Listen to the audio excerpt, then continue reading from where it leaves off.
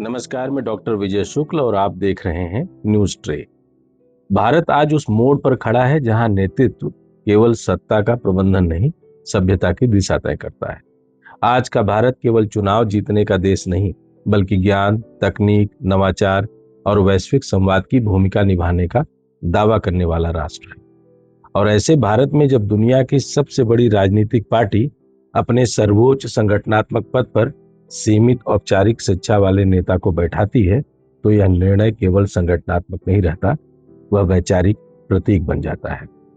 यह किसी व्यक्ति के खिलाफ नहीं है, यह उस राजनीतिक संस्कृति के खिलाफ है जो धीरे धीरे यह मानने लगती है कि शिक्षा नेतृत्व की अनिवार्यता नहीं रही। यह उन करोड़ों शिक्षित कार्यकर्ताओं, युवाओं और विचारशील नागरिकों की ओर से है जो यह पूछना चाहते हैं कि क्या राजनीति को अब विचार की जरूरत नहीं रही। भाजपा का इतिहास देखें तो वह केवल सत्ता की पार्टी नहीं थी, वह विचार की पार्टी थी। भारतीय जनसंघ से लेकर भाजपा बनने तक उसका नेतृत्व ऐसे लोगों के हाथ में रहा जिनकी पहचान केवल संगठनकर्ता की नहीं, चिंतक की भी थी। डॉक्टर श्यामा प्रसाद मुखर्जी केवल संस्थापक नहीं थे, वे शिक्षित, अंतर्राष्ट्रीय दृष्टि रखने वाले राष्ट्रवादी थे। प्रेमनाथ डोगरा, बलराज मधोक, आचार्य देवव्रत घोष जैसे लोग संगठन के साथ विचार के प्रतिनिधि थे। भाजपा बनने के बाद अटल बिहारी वाजपेयी, लाल कृष्ण आडवाणी, मुरली मनोहर जोशी जैसे नेताओं ने पार्टी को वैचारिक पहचान दी। अटल बिहारी वाजपेयी कवि थे, पत्रकार थे, चिंतक थे। आडवाणी संगठनकर्ता के साथ वैचारिक रणनीतिकार भी थे। मुरली मनोहर जोशी विज्ञान में पीएचडी थे, शिक्षाविद थे, नीति निर्माता थे। उस दौर में भाजपा सत्ता में नहीं थी, लेकिन उसकी बौद्धिक ऊंचाई सत्ता से बड़ी दिखती थी। फिर आया कुशाभाऊ ठाकरे का दौर, फिर बंगारू लक्ष्मण, जना कृष्णमूर्ति, वेंकैया नायडू। इन सब के दौर में भाजपा संगठन और विचार के बीच संतुलन बनाए रखने की कोशिश करती रही। फिर राजनाथ सिंह आए, जिन्होंने भौतिकी में स्नातकोत्तर किया, पढ़ाया, राजनीति में संगठन और प्रशासन दोनों का अनुभव रखा। फिर नितिन गडकरी आए, जिनके पास वाणिज्य, कानून और प्रबंधन की शिक्षा थी। फिर अमित शाह आए, विज्ञान स्नातक, रणनीतिक राजनीति के माहिर। फिर जेपी नड्डा आए, कानून और राजनीति के औपचारिक अध्ययन से निकले नेता। यह पूरी की पूरी सीरीज बता रही है कि भाजपा के राष्ट्रीय अध्यक्षों में शिक्षा और अनुभव का न्यूनतम संतुलन बना रहा। पार्टी बड़ी होती गई, सत्ता में आती गई और दुनिया की सबसे बड़ी पार्टी बन गई। लेकिन इसी पल यह निर्णायक मोड़ आया जब पार्टी ने अपने 15 में से 12वें अध्यक्ष को चुना, जिसकी औपचारिक शिक्षा सार्वजनिक रिकॉर्ड में 12वीं तक सीमित मानी जाती है। यह निर्णय केवल एक व्यक्ति की योग्यता का सवाल नहीं है, यह उस परंपरा का विच्छेद है जो भाजपा ने खुद गढ़ी थी। यहां सवाल यह नहीं है कि 12वीं पास व्यक्ति नेतृत्व कर सकता है या नहीं। भारत की लोकतांत्रिक परंपरा में अनेक ऐसे नेता रहे हैं जिनकी औपचारिक शिक्षा सीमित थी, लेकिन वे ऐतिहासिक नेतृत्व बने। सवाल यह है कि जब पार्टी के पास करोड़ों शिक्षित, अनुभवी, तकनीकी और वैश्विक दृष्टि रखने वाले कार्यकर्ता मौजूद हों, तब शीर्ष पद के लिए शिक्षा को अप्रासंगिक बना देना किस सोच का परिणाम? आज का भारत जेनजी का भारत है। यह पीढ़ी केवल वोटर नहीं है, यह विश्लेषक है। यह पीढ़ी केवल भावनाओं से नहीं चलती, यह डेटा से चलती है। यह पीढ़ी केवल भाषण नहीं सुनती, यह तथ्य खोजती है। यह पीढ़ी केवल नेता नहीं मानती, यह नेतृत्व की गुणवत्ता मापती है। जेनजी देख रही है कि कैसे राजनीति में मेरिट का अर्थ बदल गया है, कैसे संगठनात्मक समीकरण, सत्ता संतुलन और आंतरिक अनुशासन योग्यता से ऊपर आ गए, और यही बदलाव उसे राजनीति से दूर कर रहा है। भाजपा यह तर्क देती है कि राजनीति में डिग्री नहीं, अनुभव जरूरी है। यह तर्क अधूरा है। अनुभव जरूरी है, लेकिन अनुभव को शिक्षा के विकल्प के रूप में पेश करना लोकतांत्रिक बौद्धिकता के खिलाफ है। शिक्षा केवल डिग्री नहीं होती, वह सोचने की प्रक्रिया होती है, प्रश्न पूछने की आदत होती है, तर्क करने की क्षमता होती है। राष्ट्रीय अध्यक्ष का पद केवल संगठनात्मक नहीं, वैचारिक पद होता है। वह केवल कार्यकर्ताओं को निर्देश नहीं देता, वह कार्यकर्ताओं को दिशा भी देता है। वह केवल चुनाव नहीं लड़ाता, वह राजनीतिक भाषा तय करता है। वह केवल गठबंधन नहीं बनाता, वह वैचारिक संकेत देता है। जब उस पद पर ऐसा नेतृत्व आता है जिसकी बौद्धिक तैयारी सीमित मानी जाती है, तो पार्टी की भाषा भी सीमित होने लगती है। पार्टी का संवाद भावनात्मक होता है, तर्कात्मक नहीं। पार्टी का राजनीतिक विमर्श नारे प्रधान होता है, विचार प्रधान नहीं। यह संयोग नहीं है कि पिछले वर्षों में राजनीति में संवाद का स्तर गिरा है, यह नेतृत्व संस्कृति का परिणाम है। भाजपा आज केवल एक पार्टी नहीं, एक राजनीतिक मॉडल बन चुकी है। उसका हर निर्णय पूरे राजनीतिक तंत्र को प्रभावित करता है। अगर भाजपा नेतृत्व में शिक्षा को महत्व नहीं देती तो अन्य दल क्यों देंगे?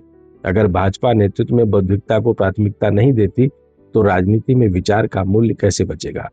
यहाँ असली सवाल यह है कि भाजपा को यह निर्णय क्यों लेना पड़ा। उत्तर योग्यता में नहीं, राजनीति में है। भाजपा आज वैचारिक आंदोलन से अधिक सत्ता संरचना बन चुकी है। सत्ता संरचना को ऐसे नेतृत्व की जरूरत होती है जो संतुलन बनाए, चुनौती न बने। सत्ता संरचना को ऐसे नेतृत्व की जरूरत होती है जो प्रश्न न करे, केवल प्रबंधन करे। सत्ता संरचना को ऐसे नेतृत्व की जरूरत होती है जो स्वतंत्र वैचारिक केंद्र न बने। यही राजनीतिक मजबूरी है जिसने करोड़ों शिक्षित कार्यकर्ताओं के बीच से सीमित औपचारिक शिक्षा वाले नेतृत्व को शीर्ष पर बैठाया। यह मजबूरी भाजपा की है, लेकिन इसका प्रभाव भारत पर पड़ेगा, क्योंकि भारत को विश्वगुरु बनाने के लिए केवल आर्थिक या सैन्य शक्ति नहीं चाहिए। उसे वैचारिक नेतृत्व चाहिए, उसे बौद्धिक आत्मविश्वास चाहिए, उसे संवाद में गहराई चाहिए, उसे नेतृत्व में प्रेरणा चाहिए। जब नेतृत्व शिक्षा को प्रतीकात्मक रूप से भी महत्व नहीं देता तो समाज में शिक्षा का मूल्य भी गिरता है। जब राजनीति ज्ञान से दूर बनाती है तो समाज भी ज्ञान से दूरी बनाने लगता है। और यही वह क्षण होता है जब लोकतंत्र धीरे धीरे भीड़ तंत्र में बदलने लगता है। आज भाजपा के सामने विकल्प है। वह चाहे तो इस निर्णय को केवल संगठनात्मक मजबूरी मानकर आगे बढ़ सकती है, या चाहे तो वह स्वीकार कर सकती है कि नेतृत्व में शिक्षा और अनुभव का संतुलन लोकतंत्र के लिए अनिवार्य है। भाजपा के करोड़ों शिक्षित कार्यकर्ता यह सवाल नहीं पूछ रहे कि अध्यक्ष कौन है, वे यह पूछ रहे हैं कि अध्यक्ष के चयन का संदेश क्या है। क्या यह संदेश है कि पढ़ाई जरूरी नहीं? क्या यह संदेश है कि योग्यता से ज्यादा समीकरण जरूरी है?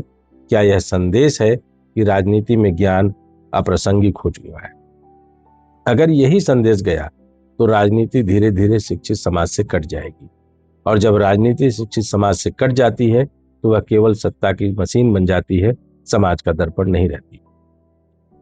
हम भाजपा के खिलाफ नहीं हैं, हम भाजपा को उसके अपने इतिहास को याद दिलाने की कोशिश कर रहे हैं।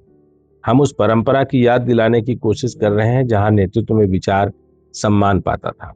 आज भाजपा के पास अवसर है कि वह दुनिया की सबसे बड़ी पार्टी होने के साथ साथ दुनिया की सबसे वैचारिक पार्टी भी बने। लेकिन इसके लिए उसे यह स्वीकार करना होगा कि नेतृत्व केवल संगठन से नहीं, सोच से बनता है। जनजी केवल चेहरे नहीं देखती, वह प्रक्रियाएं देखती है। प्रबुद्ध कार्यकर्ता केवल पद नहीं देखते, वे प्रतीक भी देखते हैं। और आज का प्रतीक यह साफ कह रहा है कि राजनीति अब ज्ञान से ज्यादा नियंत्रण को प्राथमिकता दे रही है। यह रास्ता सत्ता को मजबूत कर सकता है, लेकिन लोकतंत्र को मजबूर करता है। इतिहास सत्ता से नहीं, विचार से लिखा जाता है। और इतिहास यह नहीं पूछेगा कि पार्टी कितनी बड़ी थी, इतिहास यह पूछेगा कि पार्टी ने समाज को कितना बड़ा बनाया। आज का सवाल यही है, क्या यह पद का मजाक है या राजनीति के नए युग की घोषणा? क्या यह मजबूरी है या चेतावनी? क्या यह संगठन की जीत है या विचार की हार?